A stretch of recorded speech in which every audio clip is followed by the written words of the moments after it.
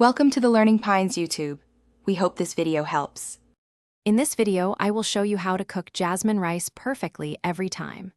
First, let's gather our ingredients and equipment. You will need 1 cup of jasmine rice and 1 1/4 cups of cold water for this method.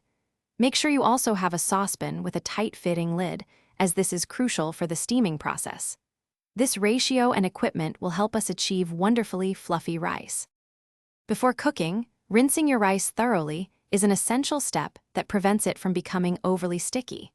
Place 1 cup of rice in a fine mesh sieve and rinse it under cold running water for about 1 minute, or until the water draining from the bottom runs completely clear. This simple action washes away loose starch, ensuring each grain is separate and perfectly tender when cooked. Now, let's begin the cooking process on your stovetop. Combine your rinsed 1 cup of jasmine rice with 1 1/4 cups of cold water in the saucepan. Bring this mixture to a rolling boil over medium-high heat, then immediately reduce the heat to your lowest setting.